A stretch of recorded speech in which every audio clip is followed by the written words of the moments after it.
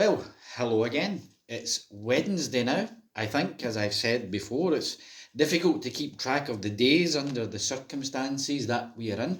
I have some good news for you today.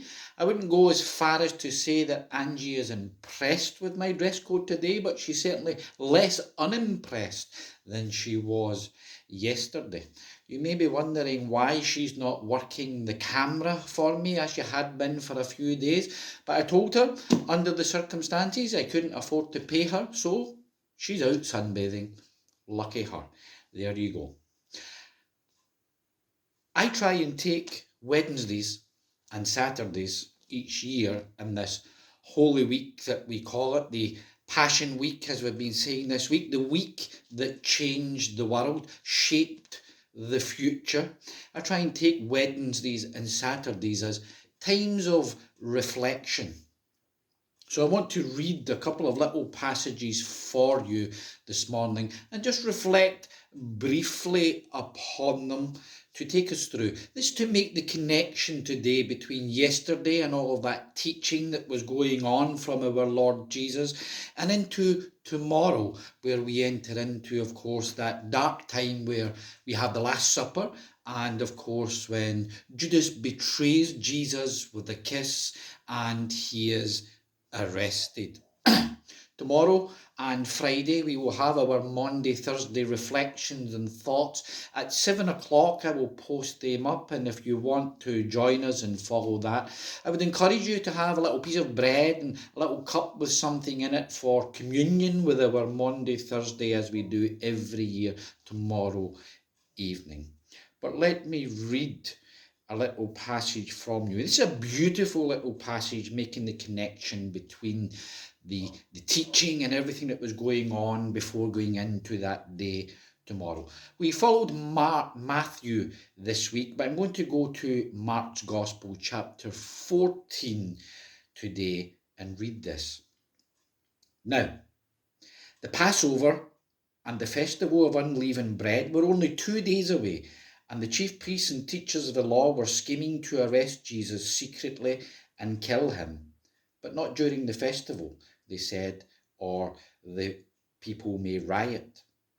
While he was in Bethany reclining at the table in the home of Simon the leper, a woman came with an alabaster jar of very expensive perfume made of pure nard. She broke the jar, poured out the perfume on his head. Some of those present were saying indignantly to one another, "Why this waste of perfume? It could have been sold for more than a year's wages and the money given to the poor." And they rebuked her harshly. "Leave her alone," said Jesus. "Why are you bothering her? She has done a beautiful thing to me. The poor you will always have with you. You can help them any time you want, but you will not always have me. She did what she could. She poured perfume on my body beforehand to prepare for my burial. Truly, I tell you, wherever the gospel is preached throughout the world, what she has done will also be told in memory of her." Then Judas Iscariot, one of the 12, went to the chief priests to betray Jesus to them. They were delighted to hear this and promised to give him money. So he watched for an opportunity to hand him over. If you go to John's Gospel, you read this of the same event. But one of his disciples, Judas Iscariot, who was later to betray him, objected. "Why wasn't this perfume sold and the money given to the poor? It was worth a year's wages." He did not say this because he cared about the poor, but because he was a thief. As keeper of the money bag, he used to help himself to what was put in it. You know, sometimes as I reflect on these days, this week that changed the world, I cringe. I retort at the very thought of Judas. And then on the other hand, sometimes as I reflect upon the outcome of Judas, it tells us something of his heart, of his confusion, how he was clearly mistaken. And I have sympathy for him. perhaps say more about that tomorrow. But I want to share this one other little event or passage. This is from Luke's Gospel, and it's chapter 10. It's a well-known passage. As Jesus and his disciples were on their way, he came to a village where a woman named Martha opened her home to him. She had a sister called Mary, who sat at the Lord's feet listening to what he said. But Martha was distracted by all the preparations that had to be made. She came to him and asked, "Lord, don't you care that my sister has left me to do the work by myself? Tell her to help me." "Martha, Martha," the Lord answered, "you are worried and upset about many things, but few things are needed, or indeed only one. Mary has chosen what is better, and it will not be taken away from her."